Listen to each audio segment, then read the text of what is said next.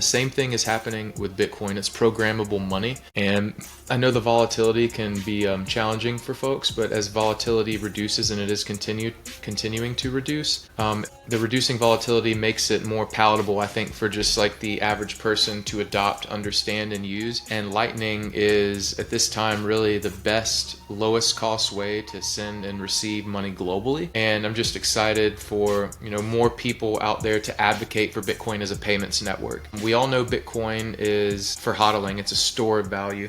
But the one thing as Bitcoiners we are just very bad at is educating on why Bitcoin and the Lightning Network is a good payment rail. Something like 65 to 70% of Bitcoin hasn't moved in like a year or two. Bitcoin functions and works wonderfully as a payment rail, and we're starting to see businesses understand that and use it. And the most exciting thing I think that's practical and applicable to everyone's day-to-day is Block, the company that created Cash App. They also own the Square terminals and small businesses. They're rolling out in 2026 across 4 million small businesses the ability to natively pay in Bitcoin and Lightning. So very soon you'll be able to go into your favorite coffee shop or anywhere you see a Square terminal and you can pay in Lightning, and the business owner on the back end either says, yeah, I want to receive Bitcoin or I want to receive dollars. So you can pay over Bitcoin, and that business owner may just say, I want dollars. They may say, I want Bitcoin, but I'd say Square, Block, Cash App, they got all these businesses. They're doing the best job making it usable day to day for the average person, and that's really exciting.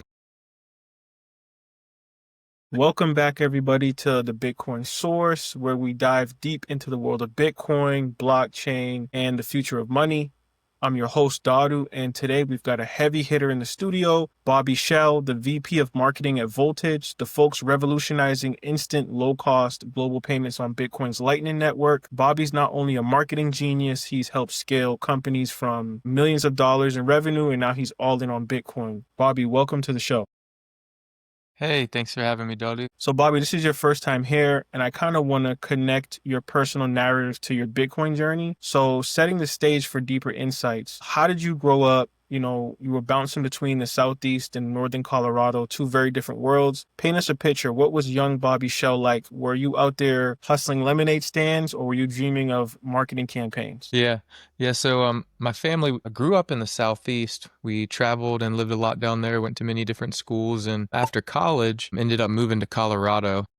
Met my wife out there, got my first job after college, and that's when my career took off, I guess, working that job. Luckily, didn't have to like hop jobs a lot like I know some folks did, so that's a blessing. In the South, living with my dad, yeah, I just learned a ton about business. In first grade, my dad got me educated on sales and, won like all the sales contests at schools and stuff, and then started a lawn care business at the age of 11.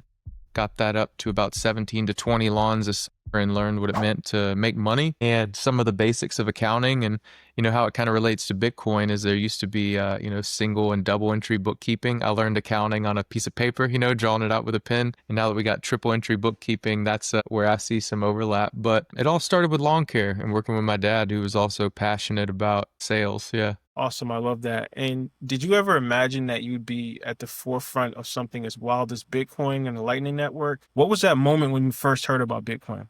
What clicked? Yeah.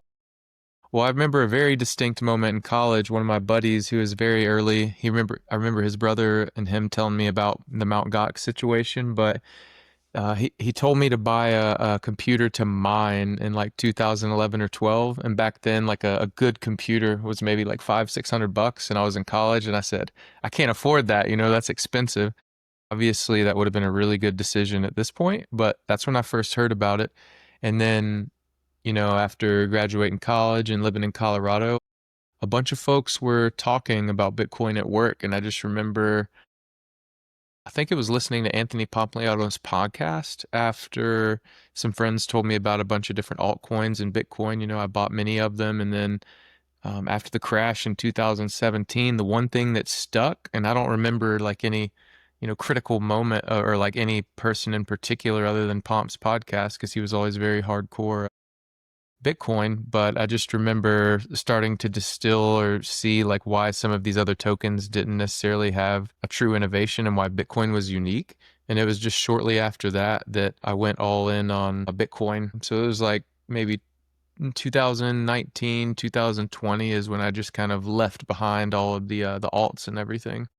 Nice, nice. And you started really early, kind of like being an entrepreneur. Your dad really motivated you to do this. You jump into the marketing and you spent, a decade or so at Marketing 360. You scaled it from, a few million to hundreds of millions, which is no small feat. What I would love to know, and I think what makes you very interesting, Bobby, is what skills transferred from that world into pushing Bitcoin adoption at Voltage?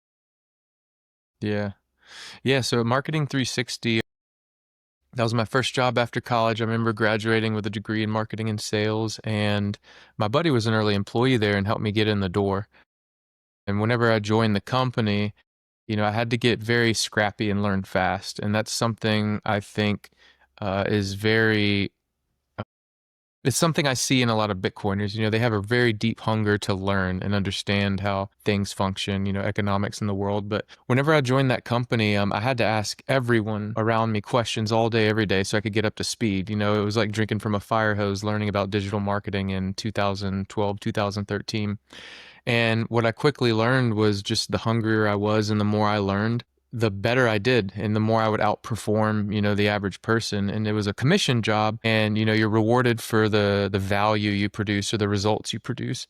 And I went from just a standard employee to like a senior marketing executive, would manage a large team of people. And there were a few different things I learned. Number one, I would say is just being hungry and eager to learn, not waiting for things to be given to you or told to you. Like I would always be up at 5 a.m. I remember getting to work 2 to 3 hours early every day, just reading as much as I could, studying, trying to implement new cutting edge things in the industry. And I would see results and then I would share it with the rest of our team. And that was one very key and critical thing that made an impact in my career was, and the growth of the company was whenever you're a first mover and you learn how to use something and capitalize on it and do it the right way, you win. And, while I wasn't the CEO or the owner of the company by any means, I know I played a critical role because whenever it came to testing new things, trying things, or being a creative thinker and thinking outside the box, that's been my brand like my entire career. That's what separated me from other people and helped me really help clients because when it comes to marketing and solving these problems, everyone has the same issue and problem of,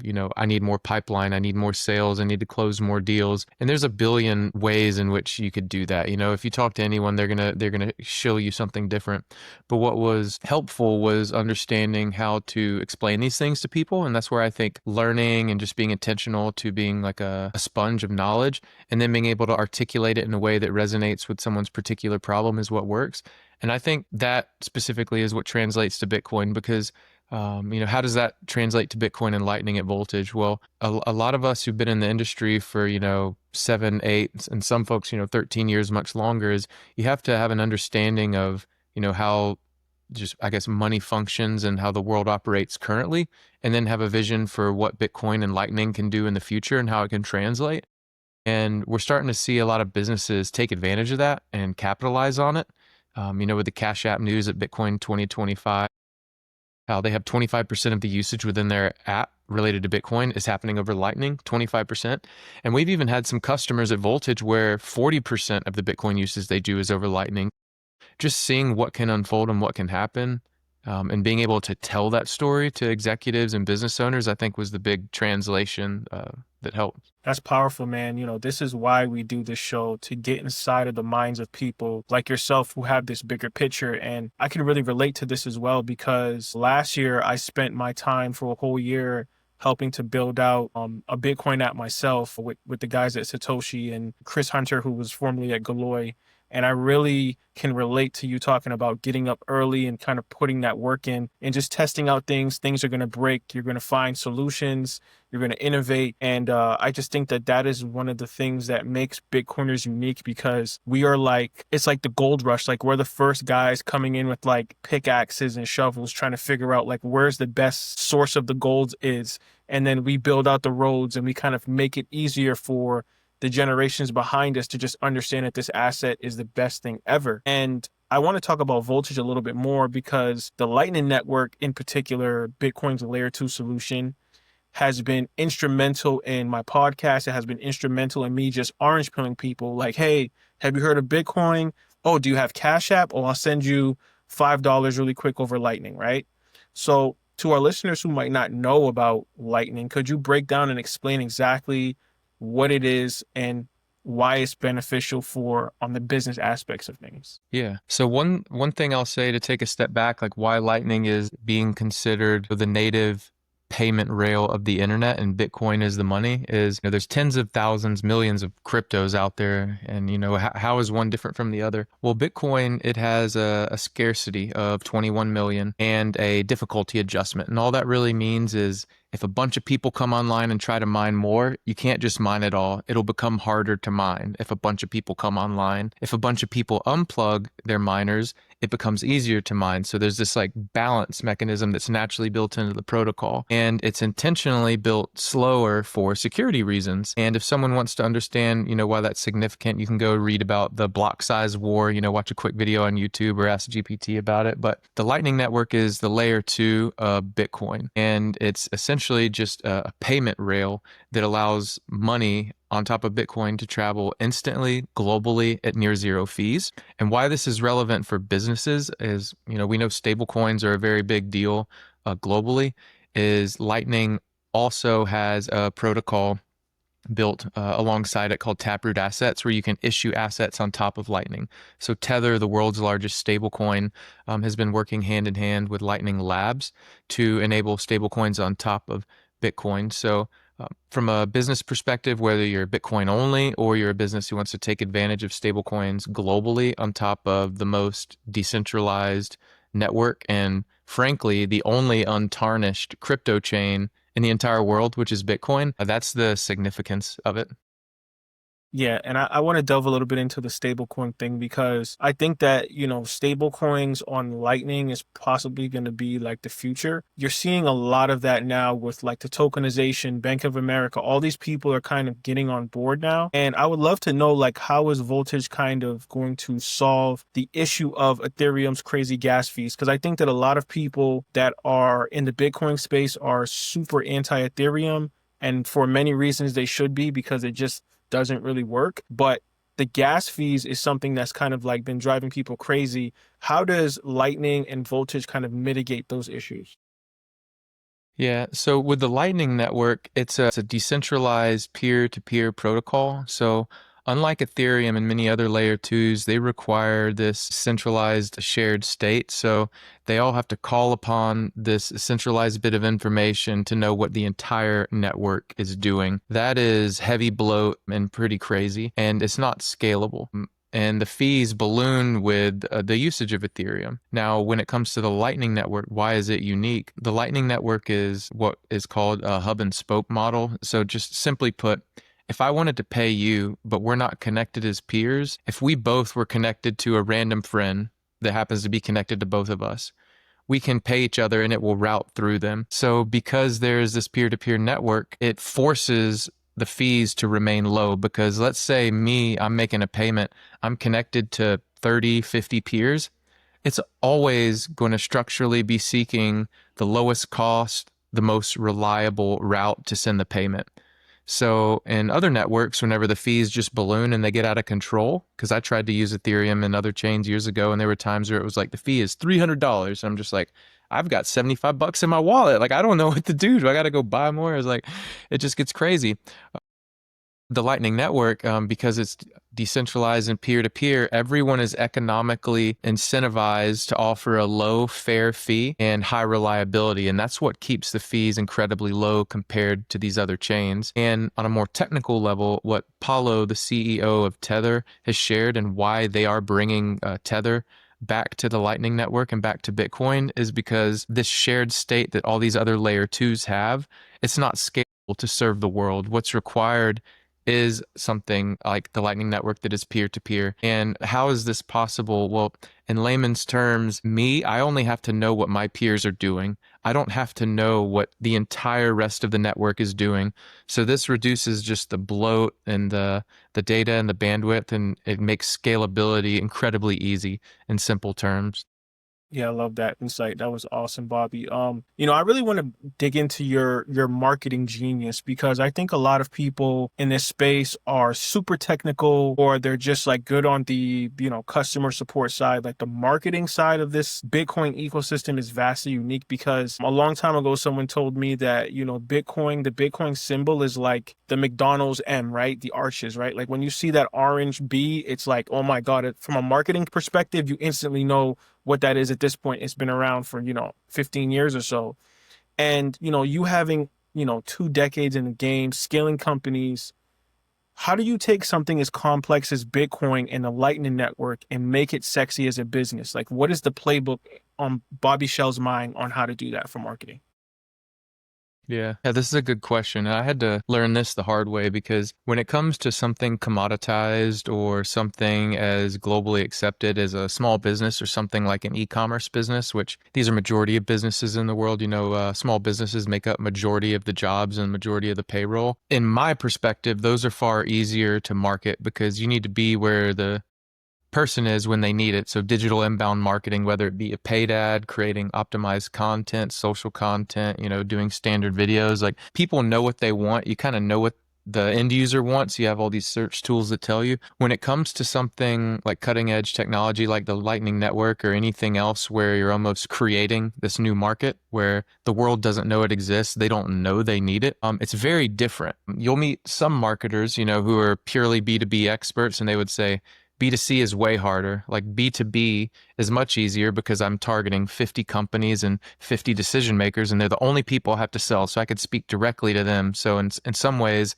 that's easier because you know exactly who you're talking to. Where in B2C, you're talking to a broad search of people. It could be 50,000, 100,000, sometimes a million people a month that want to buy this thing. Now you're competing with 30 other service providers on price, packaging, branding, quality, all these things. So it can become a bit harder. If there was like a mastermind way to approach it, I think bucketing, new technology when you're creating a market in this way where you need to pick exactly who you want to serve and talk directly to them versus in the B2C world where you're competing with everyone who does it. That was one of the biggest things I had to learn and understand because a lot of my career was in that B2C space and 25 to 35% was B2B, but it was still typically selling things that are more common in the B2B world like software and technology like Lightning where folks don't understand the value it can bring. It is much harder. But at the same time, one of the biggest things I would say for anyone who's joining working for a Bitcoin company or a software company, an early stage, seed stage company is you've got to just get out of your own way and go directly to all the people you want to serve and just ask them, say, what are the biggest problems you're running into as it relates to X, what you're selling and pick their brain. If you message 100 of them, 80 of them will probably say no, but 20 will respond. And that's going to be what fuels what you're doing. And if you can go through that process and not be uncomfortable, asking and kind of punching above your weight because you're going to people who are incredibly busy where this is not their priority. If you can learn from them and take their feedback and like build and solve for that, you'll find success.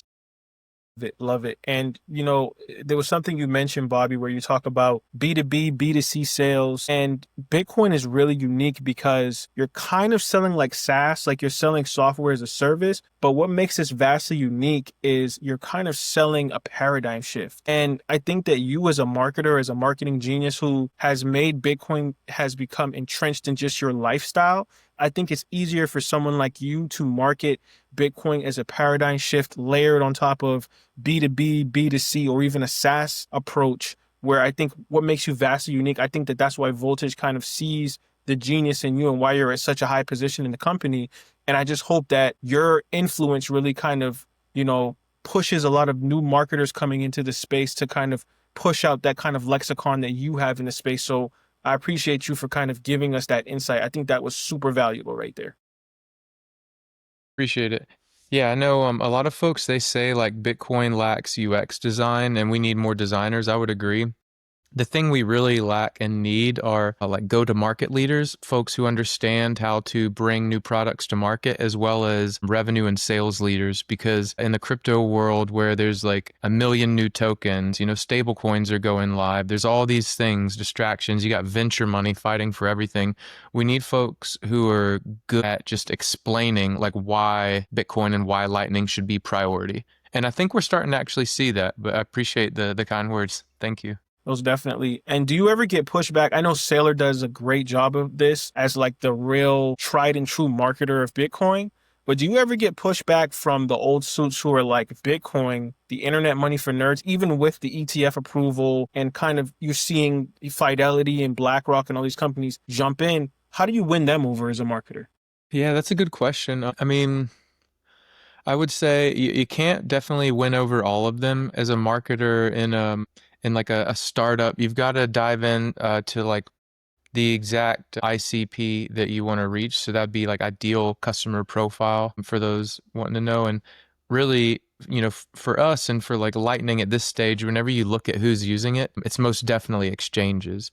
And we're starting to see some neobanks come in. And the other piece that's very low hanging fruit, I think, are wallets. There's a lot of wallets, that's necessary just for people to hold their own Bitcoin and spend and use it. But there's also other, types of businesses that are beginning to explore and use Lightning more. We're starting to see Shopify use USDC with their new checkout. So stablecoins are coming to e-commerce. And one of the things that I believe, and like one of the talking points that I think are key in like early seed stage companies is you've got to listen to not only what your customers say and make that a core part of your message. I heard an executive say at a company that they said the only two untarnished assets that have any legs and any like respect in the boardroom where I'm not going to lose my job bringing them up are stablecoins and Bitcoin. So I bring that up all the time. And it's true because, you see Bitcoin all over Wall Street, the ETFs, these, personal individuals are holding it, and stablecoins, it's just clear, like everyone wants it. It's, one of the most incredible, like honestly, assets that have ever been built. And like what Tether has built is amazing, but it is hard to sell everyone, but you got to know exactly what companies, what roles you want to speak to. I think the thing too is whenever I hear an executive say something like that, Bitcoin's the only untarnished asset, as are stable coins, by saying that and reinforcing it, it almost creates that reality in folks' minds because they look at what's happening and they say, this is true. Everywhere I go, all I see is Bitcoin and stable coins, and you can begin to kind of shape the future with these narratives, which they seem to be having legs. Love that. Love that. You're also the co-founder of Imprint Digital. How does that experience tie into your work at Voltage? Are you dropping Bitcoin knowledge bombs on those clients as well? Here and there, yeah. Like I worked at Marketing 360 for 10 years, met my partner and co-founder Alex Wells, and Alex runs the day-to-day at Imprint as CEO, and I'm obviously working at Voltage full time as VP and on the board. But the one thing I really enjoy doing is helping people understand the intersection of Bitcoin and small business. And I did have an opportunity to do a webinar with Parker Lewis from Zapright in partnership with Imprint Digital once, and after we did that webinar, we were able to help one company come into Imprint and start doing monthly marketing, and they're still with us today. And when I checked in with Parker, he said there were 3 different businesses that were kind of on the fence about Zapright, and it helped push them over the line. So I definitely do my fair share of orange pilling, but it's not a core part of the business, because when it comes to small businesses in general, there's something along the lines of like 10 trillion in wealth locked in small businesses in America. The hot topic you hear on X, at least in like small business Twitter, small business X, is there's 10,000 boomers retiring a day. They've got 20 to 25% of their wealth into those small businesses, and who we've served are those businesses from the beginning of my career, whether it's like a solo plumber, HVAC electrician, one man team, and he has a goal of just getting to like a half a million in revenue, or a team that's doing 10, 25 million, and they say, hey, we want to get to 75 million in revenue. So we really focus on the small business. But if there's ever an opportunity to share and help small businesses understand Bitcoin, I do love doing that, just because I like seeing Bitcoin in the hands of the small entrepreneur that is the backbone of just what makes our country great. 100%. And Bobby, I want to look into a crystal ball here for a second. And, like I said, I've worked for a neobank application startup, a Bitcoin startup, and we used Lightning heavily, right? A lot of customers like Lightning. The issue that we were running into as far as like gazing into the future was having a multitude of channels open that people don't close or they sit idle, all kinds of issues. And then also Liquid started to come into the conversation as like this thing that's going to kind of like circumvent Lightning. So I want to hear your thoughts. Like it's 2030. Where do you see the Lightning Network going, and where does Voltage kind of survive in that new world when things change? What's your prediction on that? Yeah, I'm actually writing a long form report on this right now, but I'll share kind of some of the thoughts that I'm plugging in there on this. So one thing we know is like with Cash App, based on their numbers, it's conservative to say that there's maybe 10 billion worth of Lightning flows yearly. There potentially could be more, but they earned 9.79% yield on 10 million of liquidity in their node. So that's $1 million.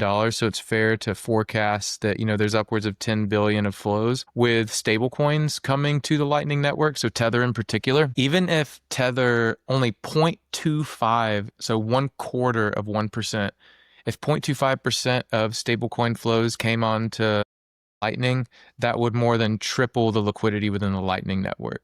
So just a little bit of adoption of stablecoins coming into Lightning, and you're going to see just incredible reliability come about.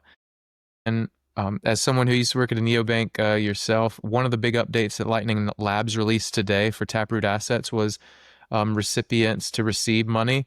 Payments can go through up to 20 routes. So rather than money flowing through one channel and there being a risk of failure, it can go through 20 different paths.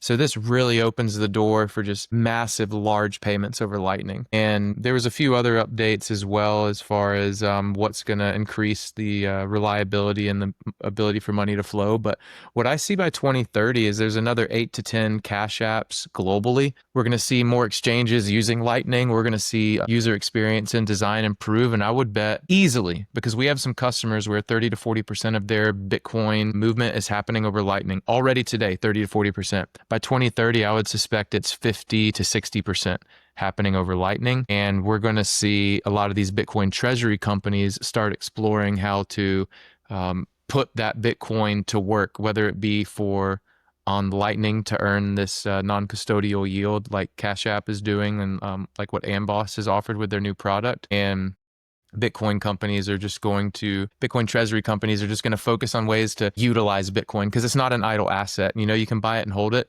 but it's programmable money, and that programmable money can be used for a lot of different things, whether it be like AI agents, Lightning, and things like that. But that sheds some light. Yeah. How do you feel about people or the naysayers that talk about stable coins and say they're just another version of centralized fiat? Like, JD Vance, the vice president, said that they're a force multiplier for the US economic power, right? I personally believe that because there's so much finite scarcity with Bitcoin, 21 million, there's not enough for people to go around. I think people are going to be more comfortable having a stable coin layered on top of Bitcoin to use for day-to-day transactions. Do you agree with that? Are stable coins the key to bridging Bitcoin to the mainstream? Yeah, that's a good question. There's a lot to unpack, I think, within that question too. Like, so is it basically like fiat? Some ways totally yes. Like Tether froze funds that they followed across some of these other chains the other day, and they work hand in hand with the government. So we obviously know the money can be frozen. The unique thing about Lightning, though, because the Lightning network is basically a foreign exchange network, so someone could pay USD and I could receive Bitcoin. And vice versa. And you could denominate any asset or currency over Lightning. So there's a little less visibility in there because, again, it's a peer-to-peer network. You only have to know what your next hop and your peer is doing. So there's a lot more privacy built in. I'll leave the technical people to kind of go into the deep rabbit hole debate of that, but there's a lot of benefits to Lightning compared to these other chains. Now, when you brought up what JD Vance said, calling it a force multiplier for the US economic power, I completely would agree, because the most important thing we could do as a country is get the hands of everyone globally holding dollars. And stablecoins are a great way to do it. Say, though, is the bond market is so big and I forget which podcast I heard this on, but Tether and a lot of these stablecoin issuers that want to earn yield, they're buying the 3-month bonds. They're not buying these 10-year and 30-year bonds. So stablecoins by no means are going to save the bond market and just keep it from potentially collapsing and, for there to be bidders on it. But what will happen is it does create the incentive for buying short-term treasuries to earn this, 3, 4, 5%. And I think what that is going to do is, number one, it's going to create, buyers of these short-term bonds. Part two, it's going to get more dollars in the hands of people globally, which is going to lead to stronger pricing in dollars. But at the same time, there's extraneous variables like, Russia not getting access to their capital and getting cut off from SWIFT, or what was it, Germany and someone else asked for like $245 billion in gold the other day that's in New York. And they're just like, how are we going to get it back? How's it going to get there? Blah, blah, blah. And it's just kind of like, well, is Bitcoin going to get people to reduce using gold? Is Bitcoin going to get people reduce using dollars? Maybe. But there's this long path and road ahead of us where Bitcoin is not globally recognized as a medium of exchange. Within, your listeners and the people, I know and hang out with, we probably use Bitcoin as a medium of exchange pretty easily. Like, we get it. But it's definitely not a unit of account yet. Change is happening, though, to where stablecoins are going to be a force multiplier for U.S. economic power. But that's also going to send stablecoin flows to Bitcoin and Lightning. Because, again, the CEO of the number one stablecoin on planet Earth is openly saying once or twice a month now, Lightning is the only way to scale stablecoins to the world. So how is this going to happen? We know most people use custodial versions of Bitcoin and Lightning. I think in River's report in 2023, about 80% of wallets were not self-custodial or personal custodianship. They are you're going through a custodian. So that being said, I think that's going to continue because that's easy for the average person. And the average person is going to use these services, and therefore who's running it in the background? Well, it's some business or entrepreneur who's buying Bitcoin, deploying it into the Lightning Network, and creating incredibly reliable payments infrastructure. And if these people are holding, Tether, again, like the Lightning Network has become this, foreign, exchange payment layer. They could say, I don't want Tether anymore. I want Bitcoin. And now they're holding Bitcoin. So it is a force multiplier for U.S. economic power, but it's also a force multiplier for Bitcoin. And I think what we are going to see is more and more people understand and hold Bitcoin and even demand Bitcoin as other currencies become more volatile. They'll flee to the dollar, but I think more and more folks are going to flee to Bitcoin because the cat's out of the bag. People understand the purchasing power Bitcoin helps is better than majority, if not all, other assets. And the world's changing. So I think that stablecoins will be key to bring Bitcoin even more mainstream than it already is. And I like what you said. When you see that orange logo or that yellow B logo, like, there's a sense of trust there. People know that it has brand strength. And you kind of answered this question, but I still want to throw it out there.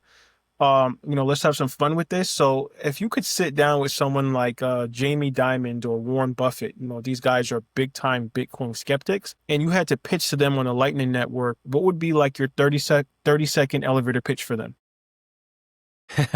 Well, I would go back in time to this presentation I shared at Bitcoin Park in 2023. Bitcoin is a public good, but it's a pure public good where every new person that comes onto the network does not diminish the value or the experience of others.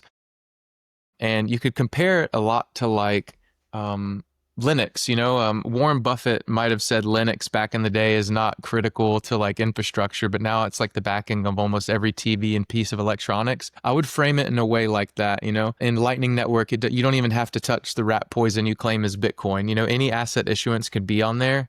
And as the world gets more digital, this is the way that Lightning will serve your portfolio, your business, and your business endeavors, is help them view it from a actual network and not a money or savings protocol like a lot of folks do. But I would need to tighten my pitch. I know that was longer than 30 seconds, but that's where my mind goes because I think that would relate to Warren Buffett. That's how you sell Bitcoin to the suits, right? And I have one last question for you, Bobby. What's one thing you want our audience to take away from Voltage and the Lightning Network? Yeah. From Voltage, we're focused on helping businesses bring Lightning to market and bringing stablecoins to market on top of the Lightning Network. As it relates to, Lightning, if I could give folks one thing, I would say, just like the internet and just like majority of things in the digital world, they are built on top of and layers and these patterns are made. And the same thing is happening with Bitcoin. It's programmable money.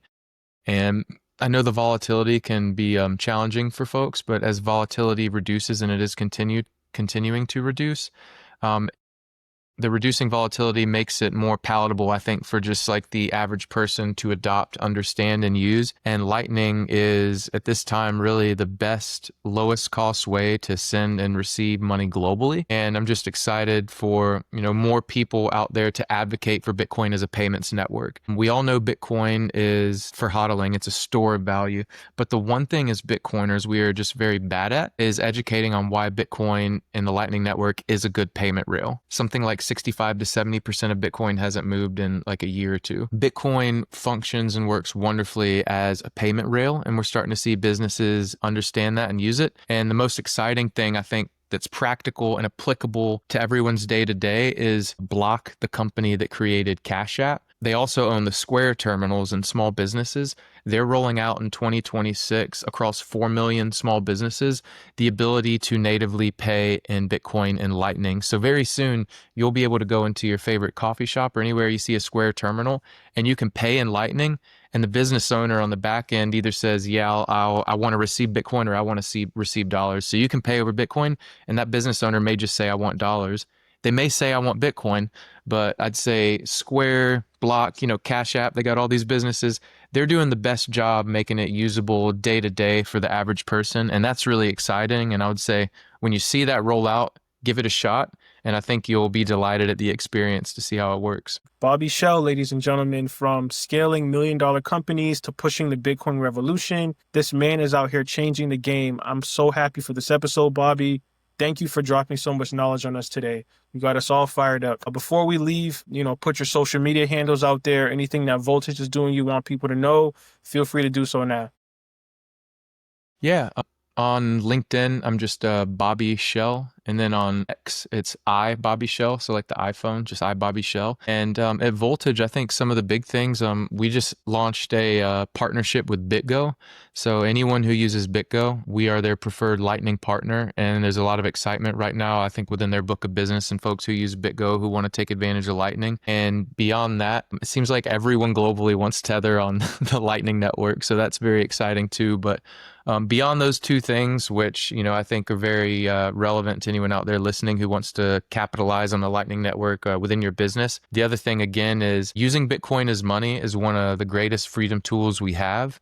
And I know Bitcoin treasuries and a lot of these things are very exciting, but don't get lost in this message of I need to own the equity of these other people that now own Bitcoin. Like the only reason they own Bitcoin is because it's sovereign money with no central issuer that is the best programmable money on planet Earth. That's the whole reason they're buying it. And it also happens to be a store of value. So get some of your own, save and start to use Bitcoin as a payment rail because it works great. And we're going to see a lot more of that over the next 5 years.